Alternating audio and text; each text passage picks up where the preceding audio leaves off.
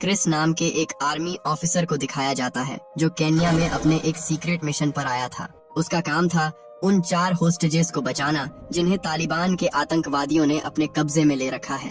उनकी लोकेशन पर पहुंचते ही उसे पता चला कि उन्होंने 4 लोगों में से 3 को मार दिया है, पर एक अभी भी जिंदा था। उस आदमी के लिए वो लोग इतना बड़ा खतरा नहीं उठा सकते थे, इसीलिए उसके सीनियर्स उसे मिशन छोड़कर वापस आने को कहते हैं। पर क्रिस उनके ऑर्डर्स को फॉलो ना करते हुए अकेले ही उस आखिरी होस्टेज को बचाने निकल पड़ता है। उसने सारे आतंकवादियों को मार गिराया और देखा कि होस्टेज अभी भी एक आदमी के कब्जे में है। वो कहता है, जल्दी से मेरे निकलने के लिए हेलीकॉप्टर का इंतजाम करो, वरना इसकी खोपड़ी उड़ा दूंगा। क्रिस की बस एक गलती और वो बेचारा होस्टेज मारा जाता, इसलिए वो शांत दिमाग से काम लेता है और अपनी गन नीचे रख देता है।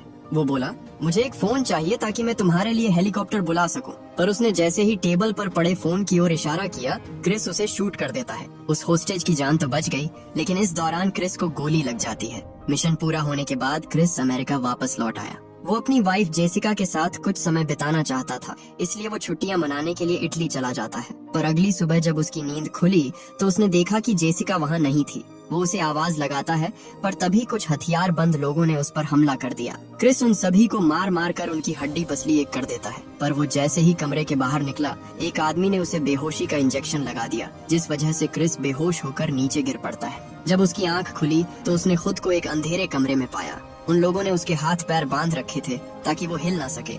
एक आदमी उसके पास आता है और उसे अपना नाम एलेक्स बताता है। वो जानना चाहता था कि केन्या में होस्टेजेस की खबर उसे किसने दी। क्रिस ने जब उसे बताने से मना किया तो एलेक्स उसकी वाइफ को लेकर आता है। उसने उसके सर पर प्रेशर गन रखकर उससे एक बार फिर यही सवाल किया, पर क्रिस को सच में कुछ नहीं पता था। वो कहता है, मेरा काम है बस ऑर्डर्स फॉलो करना, मुझे इन सब के बारे में कुछ नहीं पता।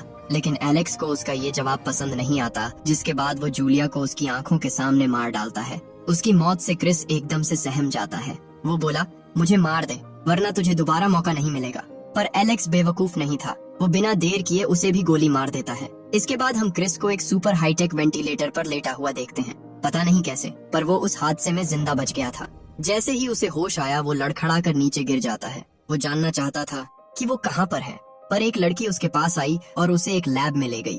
डॉक्टर माइक उसे बताता है कि तुम आरएसटी फैसिलिटी में हो, जहाँ हम लोगों पर एक्सपेरिमेंट्स करके उन्हें एक नई जिंदगी देते हैं। क्रिस जानना चाहता था कि उसके साथ क्या हुआ है, क्योंकि उसे खुद से अपनी पुरानी जिंदगी के बारे में कुछ याद नहीं था। उसे सब सच बताने से पहले माइक उससे उसका नाम, रैंक और उसका सीरियल नंबर पूछता है। क्रिस ने याद करने की कोशिश की, पर उसे कुछ याद नहीं आ रहा था। माइक उसे बताता है कि तुम्हारी बॉडी हमें यूएस मिलिट्री ने डोनेट की थी। अगर हम तुम्हें यहाँ न लाते तो शायद तुम शमशान घाट की किसी कब्र में पड़े होते। ये सुनकर क्रिस को अपने कानों पर यकीन ही नहीं होता। वो बोला, मैं जानता हूँ कि मैं जख्मी हुआ था, लेकिन मैं मरने की हालत में नहीं था। तो फिर ये कैसे हो गया? उसे लगा कि घर पर जरूर कोई उसका इंतजार कर रहा होगा। वो उनसे मिलना चाहता था, पर माइक की असिस्टेंट लीसा उसे बताती है कि यूएस मिलिट्री सिर्फ उन्हीं लोगों की बॉडी डोनेट करती है जिनकी पहचान करने कोई नहीं आता, जिसका मतलब ये था कि उसका कोई परिवार नहीं है।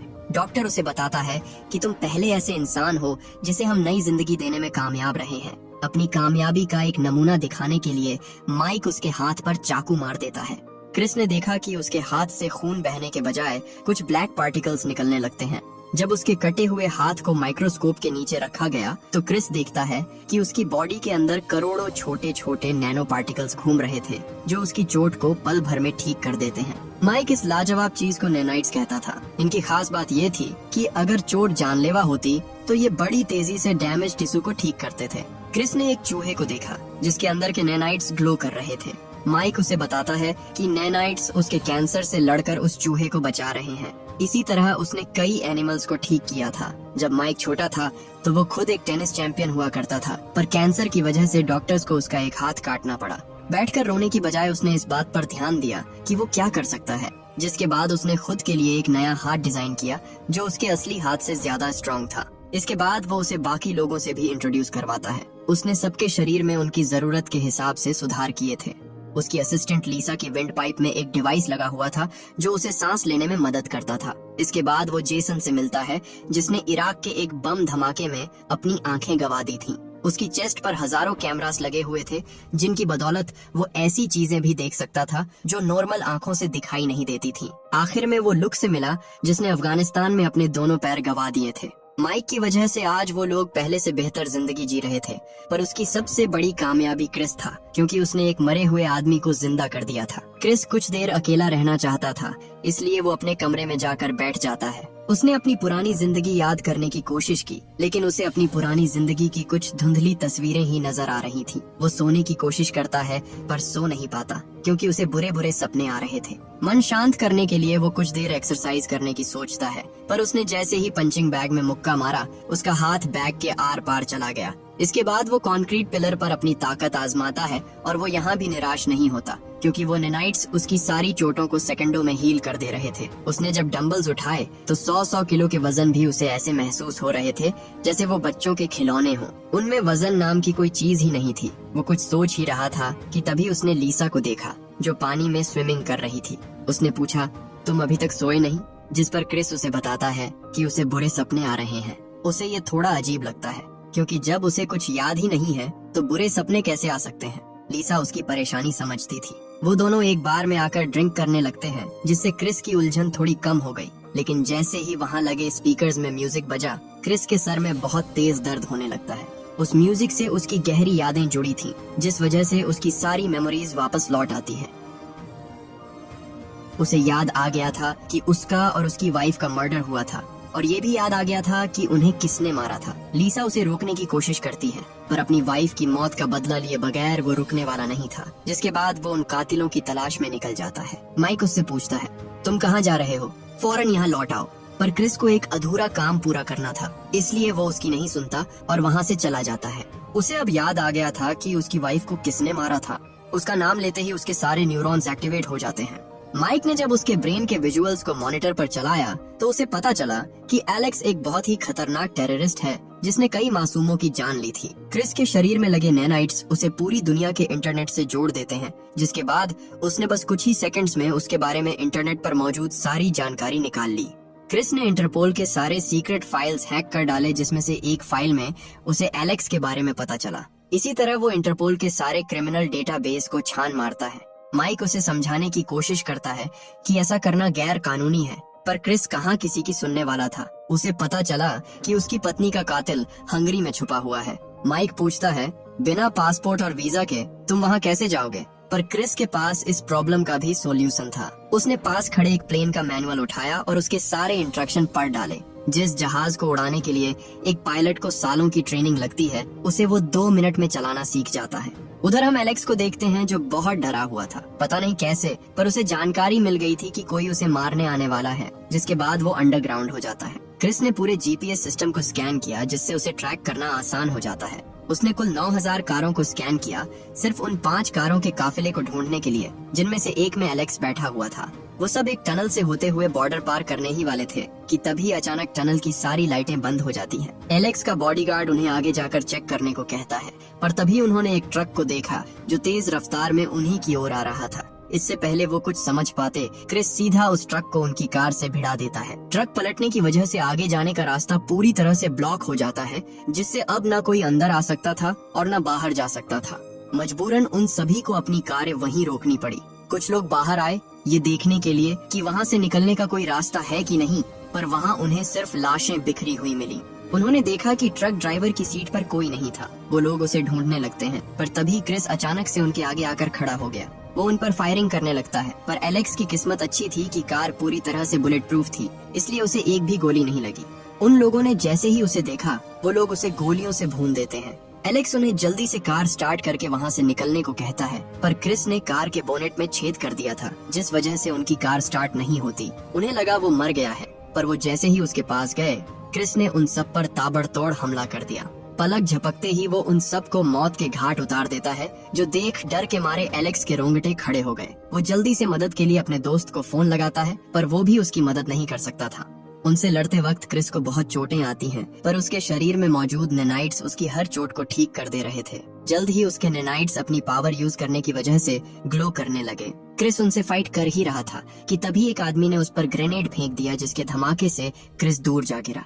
उन्हें लगा कि अब उसका बचना मुश्किल है, पर वो एक बार फिर उठ खड़ा होता है। उन्होंने क्रिस की छाती को गोलियों से छल्ली कर दिया, पर उनकी गोलियों का उस पर कोई असर नहीं होता। क्रिस के चेहरे पर एक शिकन तक नहीं थी। वो बस अपनी बीवी के कातिल को मारना चाहता था, फिर चाहे उसे कितनी ही लाशें क्यों न बिछानी पड़े। बॉडीगार्ड एलेक्स को यकीन दिलाता है कि वो अंदर नहीं आ पाएगा, पर क्रिस को और भी तौर तरीके आते थे। उसने एक आदमी को उठाकर उसे ग्रेनेड समेत कार की विंडो से चिपका दिया और जैसे ही धमाका हुआ उनकी बुलेट प्रूफ शील्ड के टुकड़े हो जाते हैं। क्रिस उसे मारने के लिए आगे बढ़ ही रहा था कि तभी गार्ड ने सीधा उसके चेहरे पर गोली मारी, जिससे उसका जबड़ा टूट कर बिखर जाता है। नेनाइट्स ने तुरंत अपना कमाल दिखाया और उसे वापस जोड़ दिया। वो उस गार्ड को मार डालता है और आखिर में सिर्फ एलेक्स ही बचा था। वो कहता है, मुझे मत मारो प्लीज, माइक ने तुम्हें मेरे बारे में जो बताया सब झूठ है। पर क्रिस के कान अभी पूरी तरह से रिपेयर नहीं हुए थे, जिस वजह से वो उसकी कहीं बात सुन नहीं पाता और उसे गोली मारकर खत्म कर देता है। उसका बदला पूरा हो गया था, जिसके बाद वो अपने लोगों के पास वापस लौट आता है। उन्होंने देखा कि उसके नैनाइट्स की एनर्जी लो हो गई थी। वो लीसा से कहता है कि मैंने अपनी बीवी के कातिल को देखा। उसकी आंखों में मौत का खौफ था, लेकिन उसे मारकर कुछ नहीं बदलेगा, क्योंकि मेरी जेसिका वापस नहीं आने वाली। उन्होंने सबूत मिटाने के लिए उसकी कार को जला दिया, जिसके बाद वो उसे रिचार्ज करने के लिए वापस आरएसटी फैसिलिटी में ले आते हैं। क्रिस जब इस प्रोसेस के लिए तैयार हो रहा था, तभी लुक उसके पास आता है। क्रिस उससे पूछता है, तुम यहाँ क्या कर रहे हो? पर तभी लुक ने उसका मोटर कंट्रोल फंक्शन डीएक्टिवेट कर दिया। अब उसकी बॉडी पर कोई कंट्रोल नहीं था। लुक कहता है, तुम्हें वाकई लगा कि तुम्हारी बीवी मर चुकी है? तुम बस हमारा मकसद पूरा करने के लिए एक मामूली सा मोहरा हो। ये सब सुनते ही क्रिस के चेहरे का रंग उड़ जाता है। वो समझ गया कि यहाँ कुछ तो गड़बड़ है, पर उसे ऐसी हालत में देखकर लुक को बहुत मजा आता था। वो बोला, हम तुम में नफरत भर देंगे, तुम्हें अगला शिकार बता देंगे और बस बटन दबा देंगे। क्रिस को समझ आ गया कि ये लोग उसका इस्तेमाल कर रहे हैं, पर वो कुछ कर पाता उससे पहले ही लुक ने बटन दबाकर उसकी सारी यादें मिटा दी। इसके बाद उसके शरीर से पुराने नैनाइट्स निकालकर नए नैनाइट्स इंजेक्ट किए जाते हैं। हम डॉक्टर माइक को देखते हैं, पर इस बार उसकी चाल ढाल और बोलने का लहजा बिल्कुल ही अलग था। वो कंप्यूटर ग्राफिक्स की मदद से उसकी नई यादें तैयार करते हैं। उन्होंने सीन बाय सीन सब कुछ डिजाइन किया ताकि उसकी यादें बिल्कुल असली लगें। पता चला कि उसकी वाइफ का मरना भी उन्होंने ही प्लान किया था। इस बार वो एलेक्स के चेहरे को हटाकर उसकी जगह एक नया चेहरा लगा देते हैं। इसी तरह वो हर बार उस कातिल का चेहरा बदल देते थे जिसने जेसिका को मारा होता था। इस तरह क्रिस जब अपनी नींद से उठता था तो उसके दिमाग में एक नए आदमी की तस्वीर होती थी। माइक ने ये उसके साथ पहली बार नहीं किया था। उसके पास अपने दुश्मनों की एक लंबी लिस्ट थी, जिन्हें वो इसी तरह एक एक कर ठिकाने लगा रहा था। यादें बनते ही उन्होंने सीक्वेंस को इनिशिएट कर दिया, जिससे क्रिस वो सब यादें दोबारा से जीने लगता है। हम लीसा को देखते हैं, जो इन सब से अब तंग आ चुकी थी। वो ये सब इतनी बार कर चुके थे कि उसे क्रिस के लिए बुरा लगने लगा था। माइक उसे कहता है कि उसे भी ये सब करने में मजा नहीं आता, पर हमारे ढेर सारे दुश्मन हैं और अगर हमने उन्हें खत्म नहीं किया तो वो हमें जिंदा नहीं छोड़ेंगे। लीसा कहती है, हमारी तरह इसे भी फैसला लेने का हक है, हम इसके साथ ये सब नहीं कर सकते। पर माइक उससे वादा करता है कि ये आखिरी बार है, इसके बाद हम इस टेक्नोलॉजी को मार्केट में पेश करेंगे और जो ज्यादा पैसे देगा हम उसी के लिए काम करेंगे। उधर हम क्रिस को देखते हैं, जो एक बार फिर से वही यादें जी रहा था। उसने होस्टेज को उन आतंकवादियों से बचाया। वो अपने घर वापस लौटा। इसके बाद वो अपनी वाइफ के साथ बाहर घूमने गया, जहाँ एक नया कातिल उसकी वाइफ को फिर से मार डालता है। जब उसे होश आया तो उसे कुछ भी याद नहीं था। डॉक्टर माइक फिर से वही सब दोहराने लगता है जो उसने पहले भी दर्जनों बार कहा था। उसने क्रिस को उन नैनाइट्स के बारे में बताया और उससे मीठी मीठी बातें करके फिर से उसका भरोसा जीत लिया। प्लान के मुताबिक लीसा उसे बार में ले जाती है और जैसे ही वहाँ म्यूजिक प्ले हुआ, क्रिस को सब कुछ फिर से याद आ जाता है। बदले की आग में जलता हुआ क्रिस उसे मारने चला जाता है, इस बात से अनजान कि ये यादें उसकी नहीं थी। माइक उससे वही सवाल पूछता है जो उसने पहले पूछे थे। क्रिस को लगा कि वो सब अपनी मर्जी से कर रहा है, पर असल में सब कुछ पहले से ही प्लान था। मैनुअल पढ़कर वो प्राइवेट जेट उड़ाने का आइडिया भी उन्हीं लोगों का था। इसके बाद क्रिस इंग्लैंड पहुंचता है, जहां उसे निक नाम के आदमी को ढूंढकर उसे खत्म करना था। जब निक को पता चला कि एक अमेरिकन आदमी उसके घर के बाहर खड़ा है, तो वो तुरंत अपने लोगों को वेपन्स लाने को कहता है, क्योंकि वो जानता था कि जो आ रहा है वो कोई मामूली इंसान नहीं है। माइक और उसका हैकर क्रिस की हर हरकत पर नजर रखे हुए थे। क्रिस जैसे ही निक के घर के बाहर आया, उसके लोग उसे गोलियों से भून देते हैं, पर उनसे लड़ने के बजाय क्रिस ने मरे होने का नाटक किया, जिससे वहां जाना बहुत आसान हो गया। इसी बीच हम एरिक नाम के एक हैकर को देखते हैं, जिसे निक ने पिछले कई महीनों से अपने बेसमेंट में बंद करके रखा था। वो उससे एक ऐसा डिवाइस तैयार करवा रहे थे जो उन नैनाइट्स को डीएक्टिवेट कर सके। एरिक कोई मामूली हैकर नहीं था। वो अपने काम में इतना माहिर था कि खुद माइक के लोग भी उसके पायरेट किए हुए सॉफ्टवेयर यूज करते थे। इस बात से अनजान कि वो मरने की एक्टिंग कर रहा है, निक के लोग क्रिस को अंदर ले आते हैं, पर अंदर आते ही उसने उन पर हमला कर सबको मार गिराया। निक एरिक से उस डिवाइस को जल्दी से एक्टिवेट करने को कहता है, पर ये इतना आसान नहीं था। उसे स्टार्ट होने में कुछ मिनट और लगने वाले थे। एरिक कहता है, जैसे ही ये 100% पर पहुंचे, इस रिमोट का बटन दबा देना। जब माइक को पता चला कि उनके पास एक ऐसा डिवाइस है जो नैनाइट्स को डीएक्टिवेट कर सकता है, तो माइक उसे सब कुछ छोड़कर फौरन वापस लौटने को कहता है, पर क्रिस ने उसे म्यूट कर दिया था, जिस वजह से वो उसकी आवाज नहीं सुन पाता। वो सबको खत्म करते हुए निक तक पहुंच जाता है और उसे मारने ही वाला था कि तभी निक अपनी जान के लिए उसके आगे गिड़गिड़ाने लगा। वो उसे समझाने की कोशिश करता है कि उसे झूठ कहाँ गया है, पर क्रिस के अंदर उसके लिए इतनी नफरत भर दी गई थी कि वो उसकी पूरी बात सुने बिना ही उसे गोली मार देता है। अपना काम खत्म करके क्रिस वापस लौट ही रहा था कि तभी एरिक वो बटन दबा देता है, जिससे उसके नैनाइट्स डीएक्टिवेट हो जाते हैं। माइक ने उससे दोबारा कांटेक्ट करने की कोशिश की, पर एरिक ने वहां से अगले 2 मील की दूरी तक पावर सप्लाई काट दी थी, जिस वजह से माइक उससे कांटेक्ट नहीं कर पाता। एरिक क्रिस को झटका देकर वापस होश में लाने की कोशिश करता है, पर बात नहीं बनती, जिसके बाद वो वोल्टेज बढ़ाकर दोबारा से कोशिश करता है।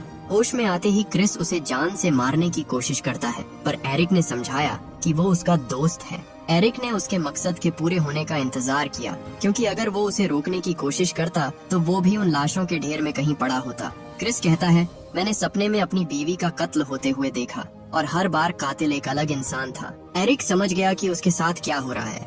वो बोला, तुझे जो सच लग रहा है वो झूठ भी तो हो सकता है। उसकी ये बात सुनते ही क्रिस को याद आया कि उसने अपनी बीवी को ढूंढने की कोशिश ही नहीं की, वो जिंदा हो सकती है। ये सोचकर क्रिस वहाँ से जाने लगता है, पर तभी एरिक ने उसे रोक लिया।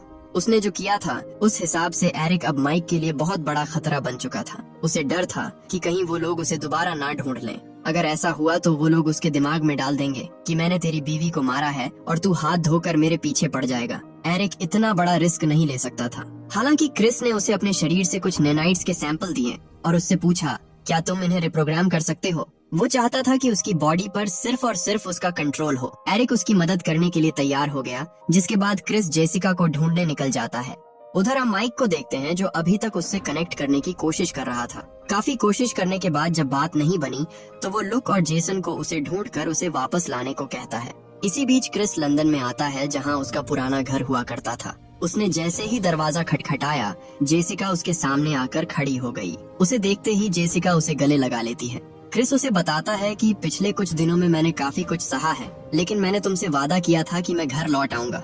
पर ये सुनते ही जेसिका अपने कदम पीछे कर लेती है। क्रिस को कुछ समझ नहीं आता, पर तभी उसने देखा कि जेसिका की एक बेटी भी थी। जेसिका कहती है, प्लीज यहाँ से चले जाओ, अब मेरी एक फैमिली है। क्रिस के पैरों तले जमीन खिसक जाती है जब उसे पता चलता है कि उन्हें मिले हुए 5 साल से भी ज्यादा हो चुके थे। वो बिना कुछ कहे वहाँ से चला जाता है, क्योंकि अब वो जेसिका बदल चुकी थी, जिसे वो जानता था। माइक पिछले 5 सालों से उस पर एक्सपेरिमेंट्स करके उसे अपने मोहरे की तरह इस्तेमाल कर रहा था। वो वापस लौट ही रहा था कि तभी एक तेज रफ्तार ट्रक उसे सामने से टक्कर मार देती है। लुक बाहर आया और क्रिस पर एक खास तरह का शॉट फायर किया, जो क्रिस की बॉडी में मौजूद नैनाइटिस को ठंडा कर देते हैं। वो समझ गया कि ये लोग पूरी तैयारी के साथ आए हैं, इसलिए उसने भागना ही सही समझा। लुक उसका पीछा करता है, लेकिन वो कहीं गायब हो गया, जिसके बाद जेसन ने उसे पकड़ने के लिए अपने ड्रोन्स उसके पीछे छोड़ दिए, जिससे उसे ट्रैक करना और आसान हो गया। लुक उसे पकड़ने ही वाला था कि तभी क्रिस एक पुलिस वाले की गन छीनकर उन पर फायर कर देता है। लुक इस हमले में बच तो गया, लेकिन क्रिस अब काफी दूर जा चुका था। जेसन अपने ड्रोन की मदद से लुक को उस तक पहुंचने का एक शॉर्टकट बताता है। लुक रूट को फॉलो करते हुए सीधा उसके सामने आकर खड़ा हो गया। वो उसे गोली मारने ही वाला था कि तभी क्रिस उस पर कूदकर उसे नीचे गिरा देता है। इसी बीच सामने से आता एक ट्रक उन्हें जोरदार टक्कर मारता है, जिससे लुक के पैर के टुकड़े हो गए। इतने बड़े हादसे में क्रिस को एक खरोच भी नहीं आती। वो उसे खत्म करने ही वाला था कि तभी जेसन उसकी बॉडी पर एक ट्रांसमीटर लगा देता है, जिससे क्रिस उनके सर्वर से कनेक्ट हो गया। सिस्टम से जुड़ते ही माइक तुरंत उसे शट डाउन कर देता है, जिसके बाद वो उसे वापस फैसिलिटी ले आए। माइक लीसा को उस हैकर को खत्म करने की जिम्मेदारी सौंपता है, पर लीसा अब और अपने हाथ गंदे नहीं करना चाहती थी, इसलिए वो उसकी बात मानने से मना कर देती है। माइक को उसका ये रवैया बिल्कुल पसंद नहीं आता, जिसके बाद उसने गुस्से में उसका रेस्पिरेटरी डिवाइस बंद कर दिया। उसके ऑफ होते ही लीसा को घुटन होने लगती है। उसकी सांसें रुकने ही वाली थी कि तभी वो डिवाइस को फिर से चालू कर देता है। ये करके वो उसे बताना चाहता था कि उसकी जिंदगी उसके हाथों में है और अगर वो उसके खिलाफ गई या उसका हुक्म नहीं माना तो अगली बार उसकी सांसें हमेशा के लिए थम जाएंगी। इसके बाद लीसा उसके आदमियों के साथ एरिक को खत्म करने जाती है। उसने एरिक को ढूंढकर उसे बेहोश कर दिया। हालांकि उसने अपनी साइड बदल ली थी। वो उसे उन्हें सौंपने के बजाय उल्टा माइक के आदमियों को मारकर एरिक को बचा लेती है। इसी बीच माइक क्रिस से अकेले में बात करता है। उसने क्रिस के लिए एक बहुत बड़ा सिमुलेशन तैयार किया था जो उसकी असली दुनिया से हूबहू मेल खाता था। वो कहता है, अगर तुम चाहो तो ये सब कुछ तुम्हारा हो सकता है। बाहरी दुनिया में तुम्हारी कोई जरूरत नहीं, पर यहाँ तुम अपनी काबिलियत का पूरा फायदा उठा सकते हो। पर क्रिस को ऐसी जिंदगी नहीं चाहिए थी जो किसी और के इशारों पर चले। माइक समझ गया कि ये प्यार से नहीं मानने वाला, इसे वैसे ही इस्तेमाल करना होगा जैसे वो करते आए थे। लीसा माइक से झूठ बोलती है कि किसी ने उस हैकर को मेरे आने की खबर दे दी थी, इसलिए वो हमारे हाथों से बचकर निकल गया। माइक उसे अपने लिए बहुत बड़ा खतरा मानता था, इसलिए वो उसे खुद क्रिस के हाथों मरवाने का सोचता है। उन्होंने फिर टारगेट तैयार किया और इस बार वो कातिल को एरिक का रूप देते हैं। उधर लिसा उनके कंप्यूटर्स में एरिक का बनाया हुआ वायरस अपलोड कर देती है, जिससे उनका पूरा कंट्रोल एरिक के पास चला गया। क्रिस जो माइक की बनाई हुई यादों में जी रहा था, अचानक अपने सामने लीसा को देखता है। माइक को जल्द ही पता चल जाता है कि कोई उनके सिस्टम के साथ छेड़छाड़ कर रहा है, पर तब तक बहुत देर हो चुकी थी। एरिक रिवर्स कोडिंग करके एक एक कर क्रिस की यादों को मिटाने लगता है ताकि उसे एहसास हो जाए कि जो वो देख रहा है वो हकीकत नहीं है। लीसा ने उसकी यादों से जुड़कर क्रिस को सब कुछ बता दिया, जिससे वो फिर असली दुनिया में लौट आता है। एरिक की बदौलत उनका ये सिमुलेशन पूरा नहीं हो पाया था, इसलिए क्रिस को अपना पिछला सब याद रहता है। माइक लीसा को उसके की सजा देना चाहता था, इसलिए वो उसका रेस्पिरेटरी डिवाइस बंद कर देता है। पर जब उसने पीछे मुड़कर देखा तो पाया कि लीसा अभी भी जिंदा थी, क्योंकि एरिक ने उसे भी आजाद कर दिया था। माइक अपने लोगों को उन सब को खत्म करने को कहता है, जिसके बाद लुक और जेसन उसके बनाए हुए एडवांस्ड प्रोटोटाइप को अपने शरीर से जोड़कर और ताकतवर हो जाते हैं। क्रिस वहाँ से जा ही रहा था कि तभी लुक उसके रास्ते में आकर खड़ा हो जाता है। उसने क्रिस को बताया कि उसकी बीवी को प्रेशर गन से मारने का आइडिया उसी का था। इसके बाद दोनों के बीच जबरदस्त फाइट होती है। लुक उस प्रोटोटाइप की वजह से बहुत स्ट्रांग हो गया था, पर वो भी क्रिस के गुस्से के आगे नहीं टिक पाता। क्रिस उसे लेकर सीधा 100वें माले से नीचे कूद गया। वो दोनों फाइट कर ही रहे थे कि तभी जेसन भी उस पर हमला कर देता है। दोनों मिलकर उसे डीएक्टिवेट करने की पूरी कोशिश करते हैं, पर यह आसान नहीं था। क्रिस लुक को लात मारकर दूर कर देता है और जेसन से कहता है, हार मान लो, लेकिन जेसन उसकी नहीं सुनता और उस पर हमला करता रहता है। लुक ने उसे मारकर नीचे फेंक दिया। वो इतनी जोर से नीचे गिरा था कि उन्हें लगा कि अब वो कभी वापस नहीं लौटेगा, पर क्रिस दूसरी लिफ्ट से वापस ऊपर आ जाता है। उसने उस पर से इतनी तेज छलांग मारी कि वो सब लिफ्ट समेत नीचे गिरने लगते हैं। लुक तो अपने मैकेनिकल आर्म्स की मदद से खुद को संभाल लेता है, पर वो दोनों जिंदगी और मौत के बीच लटके हुए थे। जेसन उससे मदद मांगता है, पर उसकी मदद करने के बजाय लुक केबल को काट कर उसे नीचे गिरा देता है। वो क्रिस के साथ भी यही करने वाला था, पर केबल टूटने से पहले ही क्रिस छलांग लगाकर उसके सूट को पकड़ लेता है। ठीक उसी वक्त उसने अपने दूसरे हाथ से कटी हुई केबल को पकड़ लिया, जो उसे लुक समेत नीचे घसीट ले जाती है।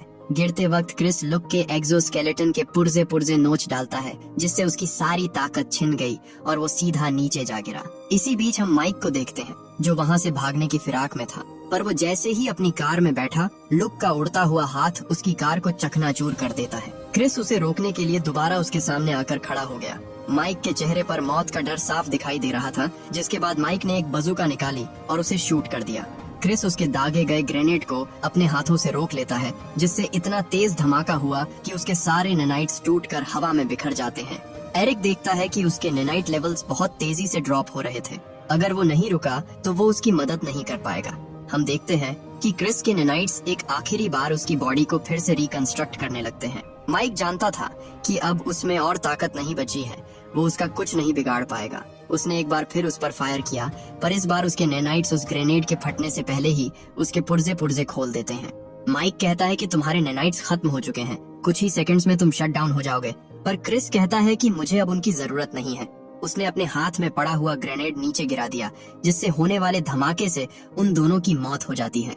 ऐसा लगा कि क्रिस हमेशा हमेशा के लिए खत्म हो गया, पर इसके कुछ महीनों बाद हम क्रिस को देखते हैं, जो अभी तक जिंदा था। जब उसे होश आया तो उसे देखकर एरिक बहुत डर जाता है, पर खुशकिस्मती से इस बार उसे सब कुछ याद था।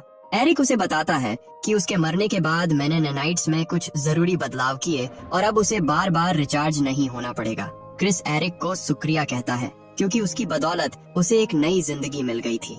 वो लीसा से कहता है, माइक ने जो किया वो पूरी तरह से गलत था, लेकिन उसने एक काम बिल्कुल सही किया।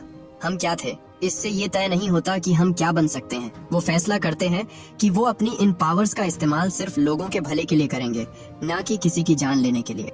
और इसी के साथ ये मूवी यहीं खत्म हो जाती है।